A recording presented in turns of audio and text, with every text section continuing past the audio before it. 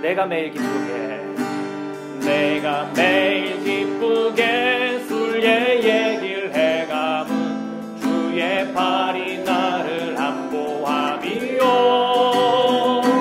내가 주의 큰 복을 받는 참된 비결은 주의 영이 함께함이라 성령이 계시네 할렐루야 함께하시네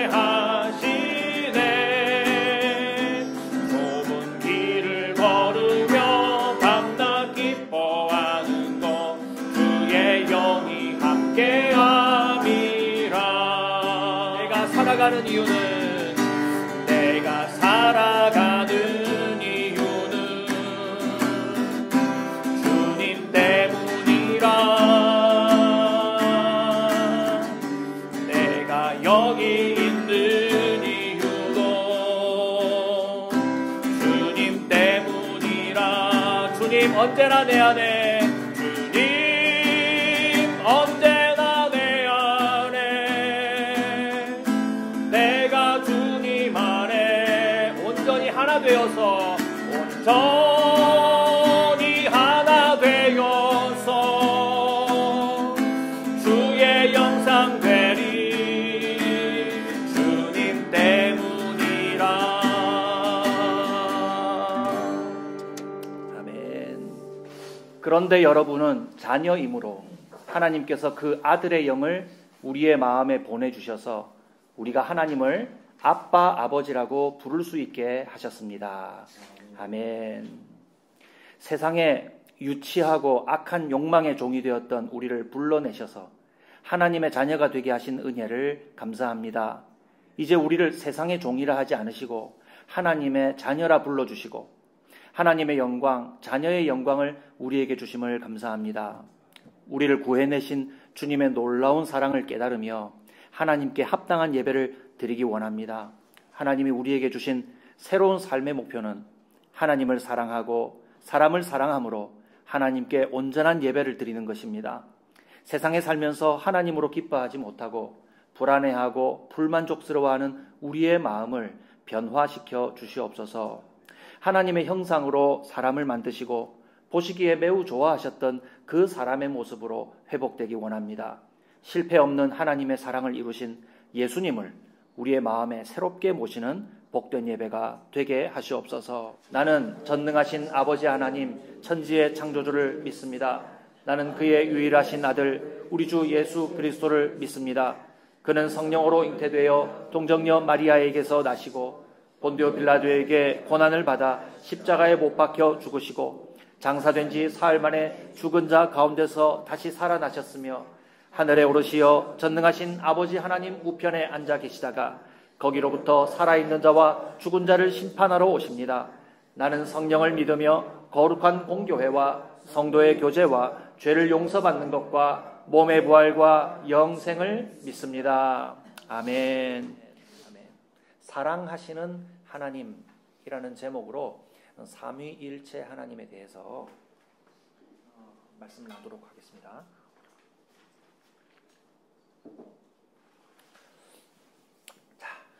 여러분 사랑하는 소중한 사람, 내게 있어서는 안 되는 소중한 사람이 있습니까?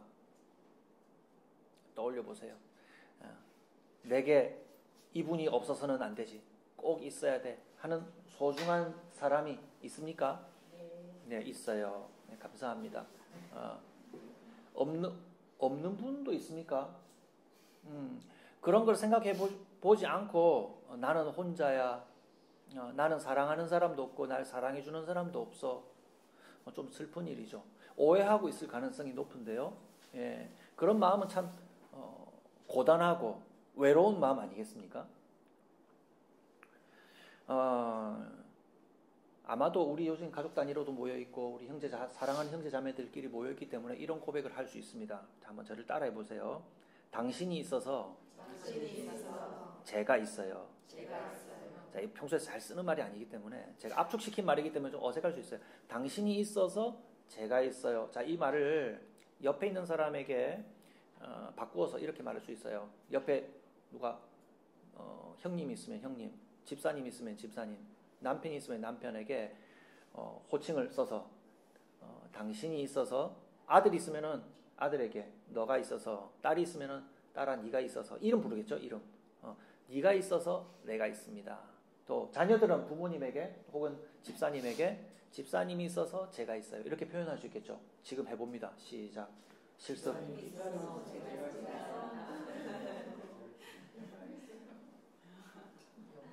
자, 자녀들도 해야죠. 내가 기다려줄게. 시작. 했어요?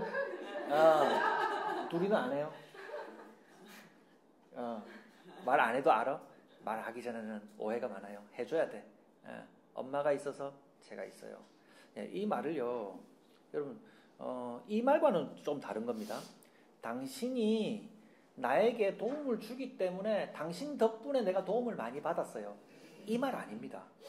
당신이 있어서 제가 있어요. 이 말은 당신이 저한테 도움도 많이 주시고 또 나에게 사랑도 많이 주시기 때문에 오늘의 제가 있어요. 고마워요. 이거 표현보다 더 큰 표현이에요. 뭐 서로 주고받는 사랑의 표현이나 또 도움이나 이런 것이 전혀 없었다고 배제한다 하더라도 당신이 있기 때문에 내가 있어요라는 이 표현은 서로 중심에 사랑이라는 마음이 없으면 표현이 안 되는 거예요. 앞서 얘기했던 것 조금 부족한 표현은 서로 세상에서 흔히 있는 거예요. 집사님 덕분이지, 자매님 덕분이에요, 형제님 덕분이에요, 덕분에 제가 있어요, 고마워요 라고 하는 표현은 교회 바깥 세상에도 얼마든지 있어요. 그런데 지금 우리가 했던 이 표현은요, 가족들 사이에서 어렴풋이 느낄 수 있는 사랑의 표현이라 이 말이에요. 엄마가 있어서 제가 있어요. 엄마가 별로 돌봐주지도 않아. 그래도 내 마음에 서로 사랑하는 관계라고 하는 의미에서 엄마가 있으니까 제가 살죠. 딸아 네가 있어서 내가 살 수 있어. 아들아 네가 있어서 내가 사는 거야 라고 말할 수 있는 거예요. 이 차이에 대해서, 미묘한 차이에 대해서 이해하시겠죠? 그래서 여러분, 누군가 나한테 꼭 선행을 많이 베풀어 주지 않는다라고 하더라도 우리가 당장 실습해 볼 수 있는 것이, 가족과 같이 가깝고 의미가 있는 사람들에게 이런 표현을 꼭 해주시기 바라요. 지금 여기 다 없기 때문에 집에 찾아가가지고 혹은 친구들 만나서, 이웃을 만나서 이렇게 표현해 보시길 바랍니다. 누구야, 뭐 친구에게는 누구야가 되겠고, 부모님, 엄마에게는 어머니 이렇게 되겠죠. 엄마가 있어서 제가 있는 거 아시죠? 엄마가 있어야 비로소 저를 설명할 수 있어요. 엄마가 없는 저는 의미가 없어요. 그렇게 말할 수 있는 거죠. 그렇죠? 여러분, 사람은요, 이런 사랑의 관계가 없으면 의미를 찾을 수 없는 존재예요. 우리가 그렇게 디자인됐어요. 우리가 그렇게 계획되고 만들어졌어요. 왜 그러냐 하면 우리를 만드신 하나님이 그렇게 계시기 때문이에요. 이거 좀 어려운 개념이기 때문에 잘 한번 들어보세요. 하나님께서 그렇게 계신 분이기 때문에, 그렇게 계신 분이 계획하고 디자인해서 만드신 사람은요, 그런 존재일 수밖에 없는 거예요. 하나님께서 사람을 지으실 때 하나님께서 우리의 형상을 따라 우리의 모양대로 사람을 만들자라고 계획하시고 만드셨기 때문에 하나님이 계시는 형상과 모양을 따라서 우리가 만들어졌기 때문에 하나님이 계시는 방식으로 우리가 있다 이 말이에요. 아시겠죠? 거꾸로 얘기하면 우리가 서로 당신이 아니면 나는 내가 아니에요. 당신이 계셔서 비로소 나예요 라고 얘기하는 그 관계에서 하나님이 어떻게 계신가를 우리는 거꾸로 추측해 볼 수 있는 거예요. 이해되시죠? 하나님은 도대체 어떻게 계신 분인가? 우리가 하나님에 대한 지식이 제대로 갖추어져 있는가?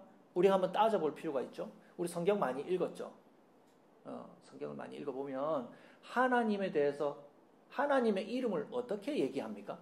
여러분 아는 하나님의 이름들 다 얘기해 보세요. 하나님을 가리켜서 하는 말들. 주 하기도 하고, 우리 세번역 성경에는 주 이렇게 하기도 하고, 우리는 평상시 말할 때 주님 이렇게 말하죠. 또 여러분 이번 주 묵상하시면서 제가 찾아보라고 했죠. 있어요. 여호와라고 표현되죠. 주로 구약 성경에 하나님 아버지를 소개할 때 여호와 하나님 이렇게 소개하죠. 또요. 말 그대로 하나님. 이 하나님이란 일반적인 호칭이에요.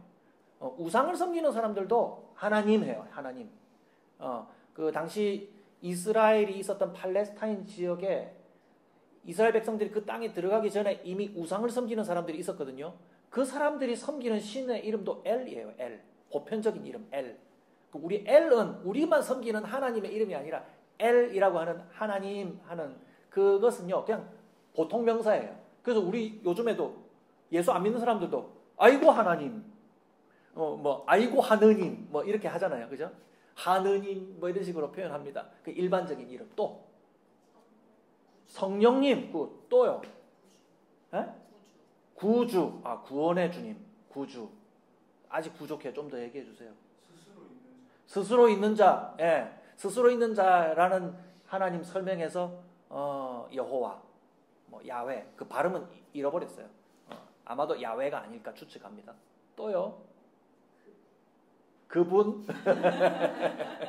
좋아요. 우리 요한복음 했잖아요. 요한복음에서 하나님의 어떤 이름들 만났어요? 네? 아버지. 아버지. 하나님을 아버지라 말해요. 그 아버지라고 말한 분이 또 누구였죠? 아들. 아버지라 부른 분은 아들이에요. 예, 아들 예수님. 난 예수님이 제일 먼저 나올 줄 알았는데. 예수님. 우리 아이들한테 기도 가르칠 때 누구의 이름으로 기도합니까? 예수님의 이름으로 기도하죠. 그 이유는 잘 모르겠는데요. 저는 유추할 때 예수님이 우리에게 가장 가깝고 쉬운 분이기 때문에 아이들을 가르칠 때 예수님 이렇게 해주세요. 예수님 이렇게 해주세요 하면서 예수님의 이름으로 기도하는 습관을 가르치지 않았을까? 저는 그런 생각을 합니다. 자, 이제 많이 얘기했어요. 나열한 거 어떤 이름들이 있어요? 하나님, 여호와, 주님, 예수님. 구약 성경에 보면 영, 하나님의 여호와의 영, 주님의 영이라는 표현도 있거든요. 영, 성령님 이런 표현들이 있습니다. 여러분, 다양한 이름들을 우리가 볼 때 하나님은 도대체 몇 분인 거예요? 왜 이렇게 이름이 많아요? 하나님 몇 분이에요? 하나님은 한 분이시다. 이게 가장 기본적인 것이죠. 하나님은 한 분이시다 라고 얘기하는데 가리키는 대상은 왜 이렇게 이름만큼이나 많죠?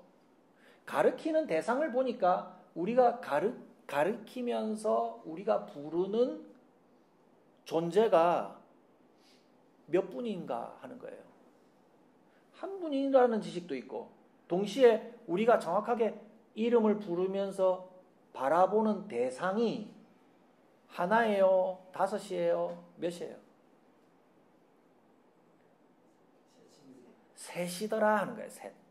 그래서 여러분 우리는 사실 하나님은 한 분이십니다라는 것이 너무 강력한 우리한테 강력하게 심어져 있기 때문에 한 분이라는 표현을 벗어나면 그거는 절대 안 돼. 라는 우리 조심 때문에 세 분이라는 표현을 우리 감히 잘 하지 못하거든요. 그런데 우리가 그런 표현들을 해도 괜찮아요. 정확한 지식만 갖고 있으면. 우리가 이름을 부르며 다양한 이름으로 부르면서 다양한 이름을 부르면서 하나님을 찾고 있는데 우리가 부르는 하나님은 대상이 세 분이에요. 세 분.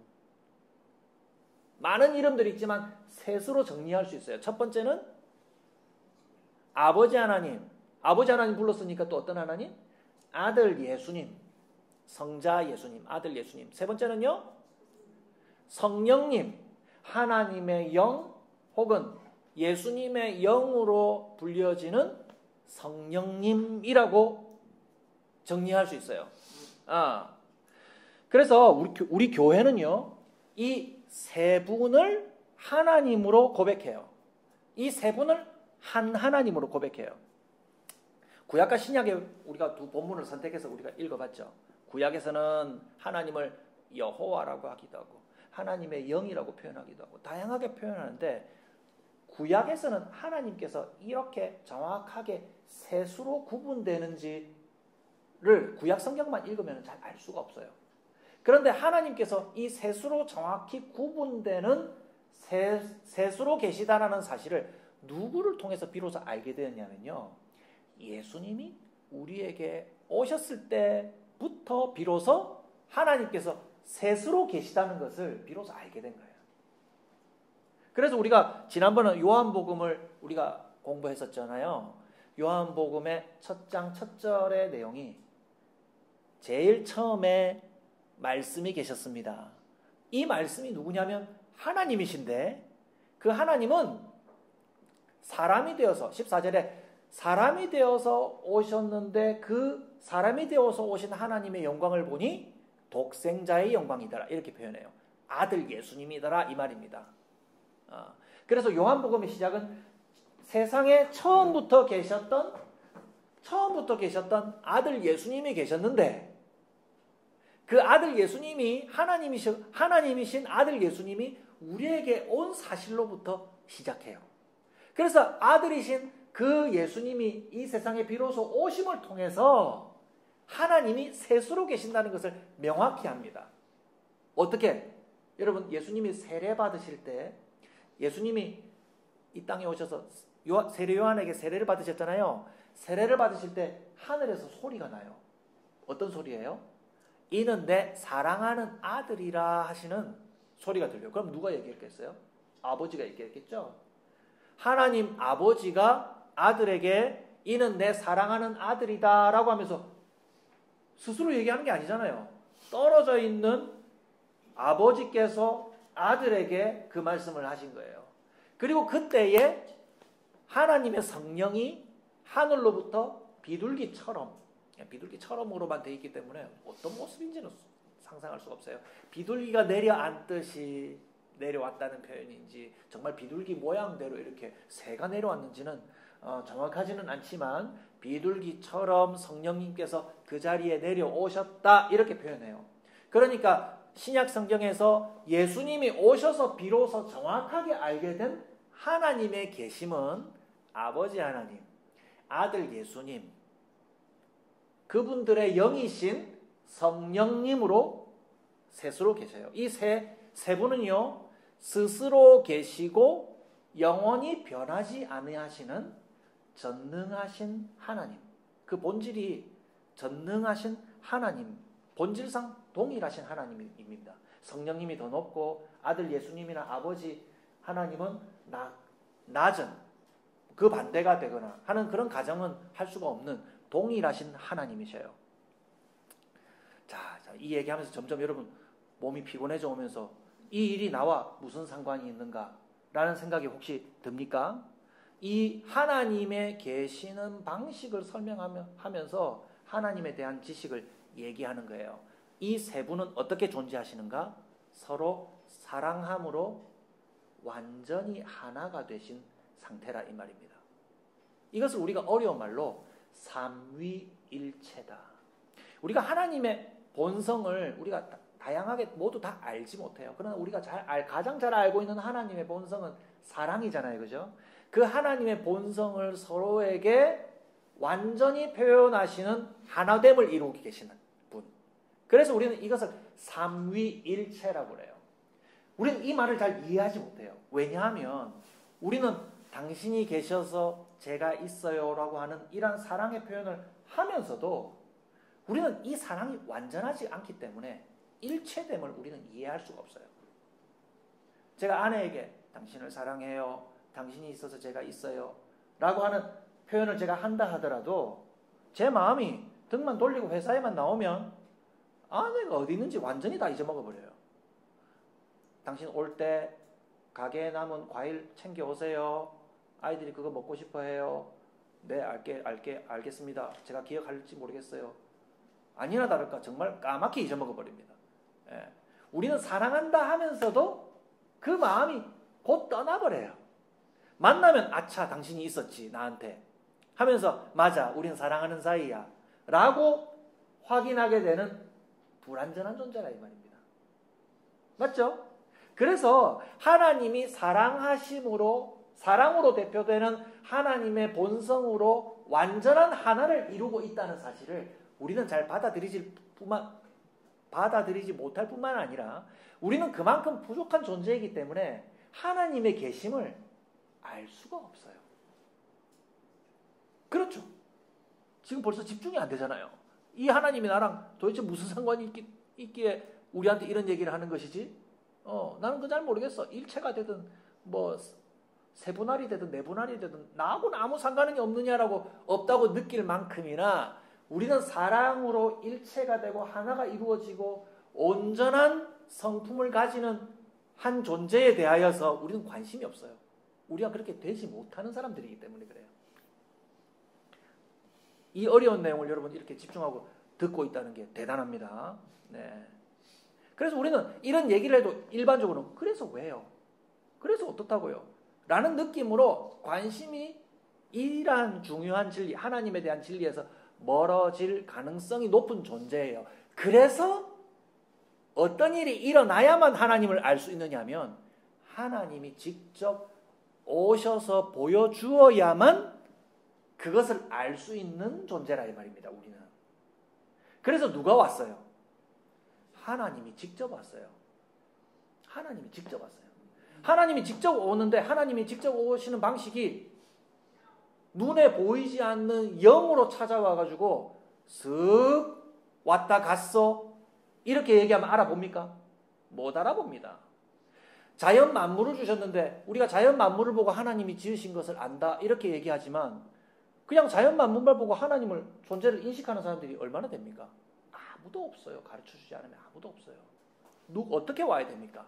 사람으로서 와서 당신이 있어서 제가 있어요 라고 하는 관계가 되는 사람으로 와서 우리한테 옆에 찾아와서 보여주시고 가르쳐주시고 사랑을 표현해 주셔야만 멍하니 모르고 있던 우리 자신이 하나님이 계시군요. 하나님이 이렇게 계시군요 라는 것을 알 수가 있고 또 그분이 보여주시는 가르침과 실천, 사랑의 실천을 십자가에서 사랑의 실천을 하는 것을 보고 나서야 이건 도대체 무슨 일입니까? 이런 일이 일어날 수도 있는 것입니까? 자신의 목숨을 주시고까지 대신하여 날 사랑해 주신다는 게 이게 가능한 일입니까? 라고 하는 이 놀라운 사랑을 보고서야 우리는 충격을 받고 우리의 생각을 벗어난 이 놀라운 사랑이라는 게 있구나. 하나님은 이런 사랑하시는 분이구나. 라고 하며 정신이 차려진다 이 말입니다. 깨닫게 된다 이 말입니다. 제 설명을 따라오고 계십니까? 그래서 하나님이 직접 오셔서 가르쳐 주시기 이전에 사람의 못난 상태를 우리가 주중에 읽어보았던 디도서 3장 1절에서 7절 말씀이 어떻게 표현하냐면 그대는 성도를 일깨워서 통치자와 집권자에게 복종하고 순종하고 모든 선한 일을 할 준비를 갖추게 하십시오.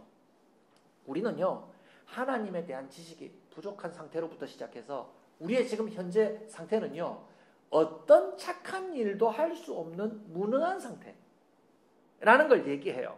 자, 우리 모습을 한번 보라 이 말입니다. 2절 보세요. 아무도 비방하지 말고 싸우지 말고 하란 말은 비방하고 싸운단 말이죠. 관용하게 하며 온유하게 대하십시오라는 명령은 용서하지 않고 용납하지 않고 사람들을 향해서 온유하지 않기 때문에 하지 않기 때문에 이 표현하는 거잖아요. 3절 보면 더 구체적으로 얘기해요. 우리는 전에도 어리석고 깨닫지 못하는 상태. 하나님을 알지 못하니까 순종도 안 하죠. 미혹을 당하죠. 세상에 미혹을 당하며 끌려다닙니다. 온갖 정욕, 몸에서 요구하는 욕심을 따라서 살아가고 향락, 쾌락을 쫓아서 그것에 종노릇이 되어 있고 악의와 시기심을 가지고 살아가고 자, 이렇게 정리합니다. 남에게 미움을 받기도 하고 미움을 주기도 하는 그런 상태로 살아왔습니다. 여러분 여기에서 표현된 내용들 한번 보세요. 하나님이 가지신 성품, 그 사랑의 성품과 정반대 극단의 사람들이 어떻게 어지럽게 살아가는 것을 지금 표현하고 있는 것 아니에요? 사랑이 없으니까 미움을 받고 미움을 주는 그런 어지러운 상태로 살아간다 이 말입니다. 하나님에 대하여서 전혀 지식이 없고 순종하지 않는 상태라는 것을 얘기하고 있는 거예요. 그죠? 욕심과 즐거운 것을 쫓아서 재밌다, 즐겁다 라고 느끼는 것만 추구하고 오직 자기를 위해서 이기적으로 살아가는 사람의 상태에서는요, 하나님이 어떻게 계시고 그분이 주시는 참된 사랑이란 어떤 것인지를 깨달을 수가 없는 상태라는 말입니다. 이해되시죠? 그런데 그 사랑을 누가 알게 해주십니까? 4절 말씀을 보세요. 그러나 우리 구주이신 하나님께서 그 인자하심과 사랑을 어떻게 하셨다고요? 나타내셨다. 하나님이 나타내셔서 비로소 우리는 그걸 알게 되는 거예요. 그래서 5절에 보면 사랑을 나타내셔서 우리를 구원하셨습니다. 그분이 그렇게 하신 것은 우리가 행한 의로운 일 때문이 아니라 우리는 못해요. 그분의 자비하심을 따라 거듭나게 씻어주심과 성령으로 새롭게 해주심으로 말미암은 것입니다. 이런 하나님께서는 이 성령을 우리의 구주이신 예수 그리스도로 말미암아 우리에게 풍성하게 부어주셨습니다. 7절 그래서 우리는 그분의 은혜로 의롭게 되어서 영원한 생명의 소망을 따라 상속자가 되었습니다. 제가 설명드릴게요. 하나님의 사랑을 우리에게 나타내 주셔야만 우리는 알 수 있는, 우리는 하나님에게 떠나 있어서 무능하고 악한 세상 속에서 그 세상을 따라가는 사람들의, 무능한 사람들에 불과했다 이 말입니다. 그러한 사람들이 하나님을 깨달을 수 있는 방법은 하나님이 나타나 주시는 방법인데, 그것은 하나님이 보내신 아들 예수님을 통해서 하나님의 사랑이 이러한 것이라는 것을 가르쳐 주시고 그 가르침대로 십자가에서 사랑을 보이며 돌아가시는 방법으로 우리는 그 사랑을 온전히 깨닫게 되었다 이 말입니다. 그리고 예수님께서 십자가에서 돌아가시고 난 다음 부활하셔서 하늘로 올라가셨죠. 그럼 우리는 외톨이처럼 버려졌습니까? 아니에요. 성령 하나님을 보내주셔서 그때야 비로소 예수님이 오셨을 때도 전혀 깨닫지 못하다가 성령님을 하늘로 올라가신 예수님께서 성령 하나님을 보내주셨을 때 비로소 예수님이 우리의 구주셨구나. 우리에게 사랑을 알게 하시고 우리를 하나님이 사랑으로 지으시고 그 하나님의 성품으로 살게 하신 그러한 사람들이었구나. 예수님이 오셔서 우리를 그러한 사람으로 다시 구원해 주셨구나 라는 것을 성령 하나님이 오셨을 때 비로소 깨닫고 믿게 되었다 이 말입니다. 여러분, 세 분 하나님께서 그 하나님의 완전하신 성품으로, 사랑으로 대표되는 완전하신 성품으로 하나 되신 것을 하나님께서 아들 예수님을 우리에게 보내어 주셔서 그 사랑을 우리에게 가르쳐 주셔가지고 그 사랑을 받은 우리가 하나님의 가르침을 따라서 비로소 그 사랑을 깨닫게 되었고, 하나님이 그렇게 계시구나, 세 분 하나님이 완전히 일체가 되신 한 분 하나님으로 계시는구나 라는 것을 깨닫게 되었다 이 말입니다. 이 세 분 하나님의 하나 되시는 놀라운 사랑을 받은 사람들은요, 하나님이 그렇게 계시다는 사실을 아는 사람들은요, 변화될 수밖에 없어요. 어떻게 변화됩니까?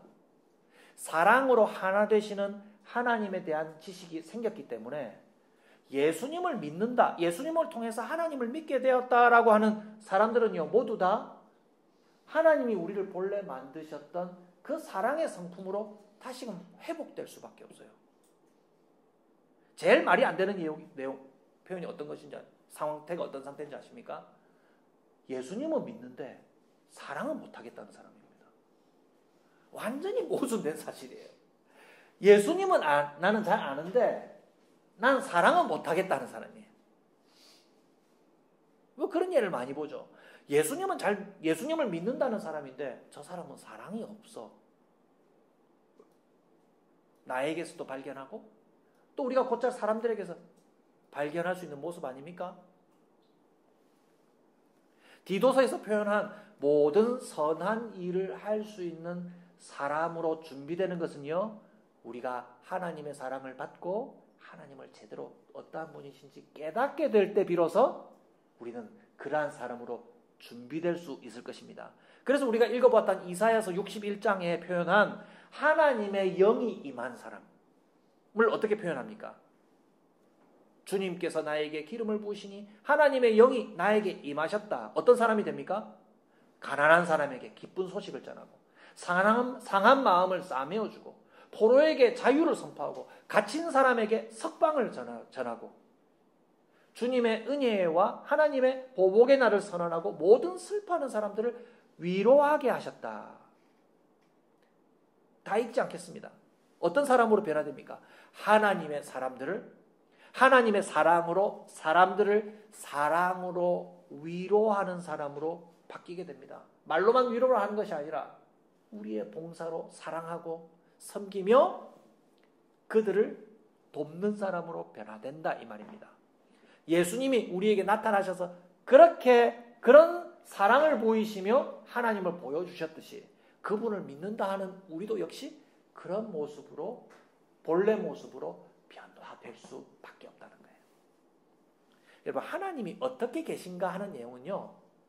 신학자들이 이것이 맞다, 이것이 맞다, 저것은 틀리다라고 하는 따분한 논쟁거리가 아니에요.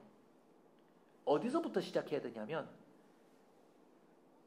우리는 하나님이 어떻게 계신가를 솔직히 말하면 잘 알지 못해요. 우리의 생각 범위 밖에 계셔요.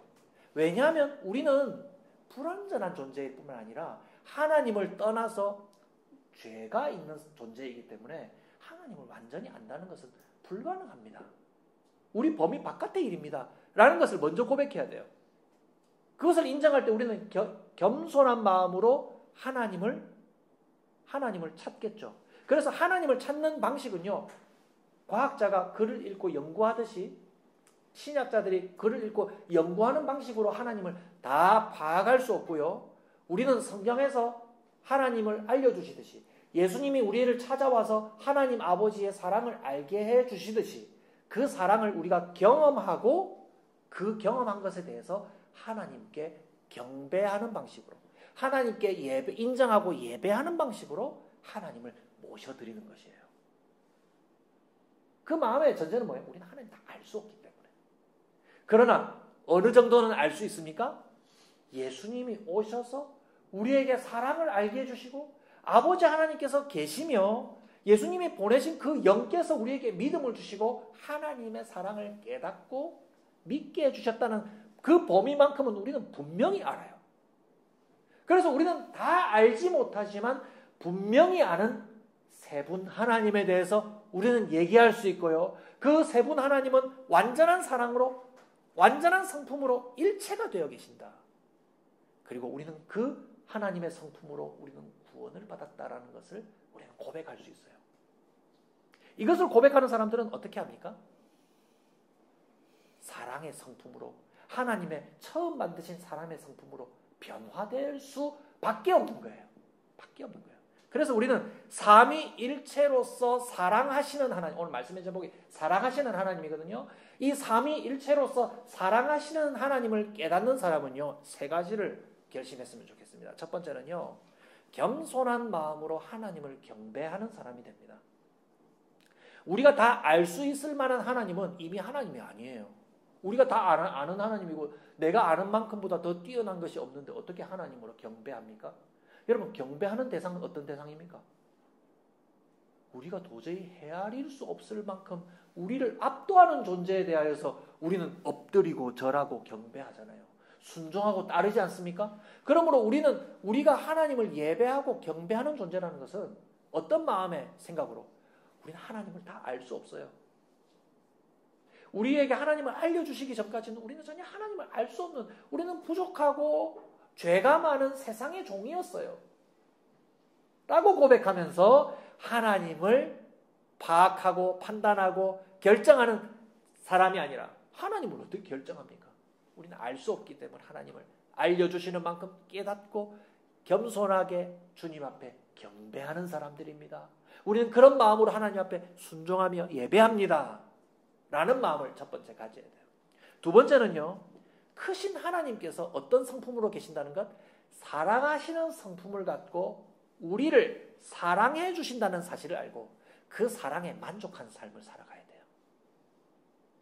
하나님이 계시지 않는 어리석은 사람들처럼 눈에 보이는 것만 내가 다 채워서 나는 나를 만족하게 할 수 있다는 어리석음에 빠져서는 안 됩니다. 세상 사람들의 목표는요, 그것을 채우는 것 자체가 자기의 신이 됩니다. 신이 되어 있어요. 돈을 많이 버는 것이 최상의 목표가 되어 있고, 나의 몸과 마음을 즐겁게 하는 그것이 최상의 목표가 되어 있기 때문에, 여러분, 최상의 목표는 뭡니까? 그게 신이에요. 하나님을 떠난 그것이 최상의 목표. 하나님 잠깐 계세요? 난 그 최상의 목표 채울래요? 그러면 그 순간만큼은 그것이 최상의 목표가 된 거예요. 그러나 우리가 다 헤아릴 수 없는 하나님께서 우리를 하나님의 성품으로 우리를 온전히 사랑해 주신다는 것을 우리가 깨달을 때, 우리는 하나님이 주시는 그 사랑이 비로소 우리를 가장 만족하게 할 것입니다. 세상의 신이 아니라 하나님께서 우리를 비로소 완전히 만족하게 해주실 것이라는 것을 우리는 고백하는 사람이 돼야 돼요. 이 두 번째가 참 어려워요. 저도 이렇게 설교하지만 그것이 참 어려워요. 하나님이 저를 완전히 사랑해 주실 것이고 하나님이 저를 완전히 만족하게 해주실 것이라는 이 고백이 참 어려워요. 그러나 우리가 하나님을 깊이 묵상하면 묵상할수록 헤아릴 수 없는 하나님, 그분이 나에게 베푸신 사랑이 최상이라는 것을 우리가 확인할 때, 우리의 범위를 벗어난 최상의 사랑을 해주실 것이라는 것을 우리가 깨달을 때 우리는 그것을 믿을 수가 있어요. 그 사랑을 우리는 따라갈 수가 있는 거예요. 하나님을 인정하고 하나님처럼 거룩하게 변화되어져가는 사람이 되는 것입니다. 세 번째는 자동으로 따라옵니다. 어떤 사람으로? 하나님을 최상으로 사랑하고 거룩하게 따라가려고 하는 그 사람은요, 하나님의 성품으로 사람들에게 그 성품이 흘러가는 삶을 살아갈 수밖에 없어요. 오늘 대표적인 성품 하나를 얘기했죠. 가장 크고 대표적인 성품, 사랑. 그 사랑이 흘러나가는 사람이 될 수밖에 없어요. 왜요? 하나님처럼 그렇게 변화되어 가니까. 하나님이 처음에 하나님의 형상대로 하나님의 모양을 따라 만든 그 사람의 모습으로 점점 거룩하게 바뀌어져 가니까 점점 그 사람을 만날 때면 이런 느낌이 드는 거예요. 야, 예수님이 계시면 이런 모습이 아닐까? 예수님이 나에게 사랑을 베푸셨으면 이런 사랑을 베푸시지 않았을까 하는 모습이 우린 너무나 부족하지만 그때 그 사람들에게서 잠깐 나타난다 이 말입니다. 이해되십니까? 야, 예수님이 나한테 사랑해 주셨으면 이렇게 사랑해 주시지 않았을까? 당신을 만나니 정말 예수님 만난 것 같아요. 이 최상의 칭찬인 겁니다. 그런 하나님의 사랑이 흘러나가는 사람으로 계속 변화되어져 가야 됩니다. 여러분, 사랑이 없는 신자는 성립이 안 돼요. 여러분, 친구들한테서 복음 전하기 전에, 물론 복음을 함께 전할 때 어떤 모습이 드러나야 됩니까? 쟤는 참 사랑이 많아. 쟤 고약해. 쟤 예민해. 쟤 건드리면 큰일 나. 그런 사람 되지 말고요. 좀 용납하는 사람. 사랑이 많은 사람. 아, 쟤는 괜찮아. 그때 화가 나도 금방 풀려. 아, 알고 봤더니 쟤가 예수님 믿는 사람이라네. 그래서 그렇대. 그래야 복음 전해지는 건 아닙니까? 이 완전하신 하나님의 사랑을 알게 하시는 분은 지금도 우리와 가장 가깝게 계시는 성령 하나님이십니다. 예수님이 보내주신 예수님의 영, 하나님의 구약 성경에는 하나님 아버지의 영이라고 기록되어 있는 하나님의 영, 둘 다 괜찮습니다.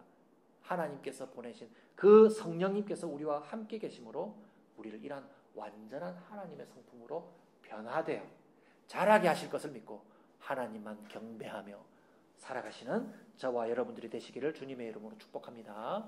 우리 함께 찬송 부르기 원하는데요. 주 안에 우린 하나. 여러분, 주 안에 우린 하나.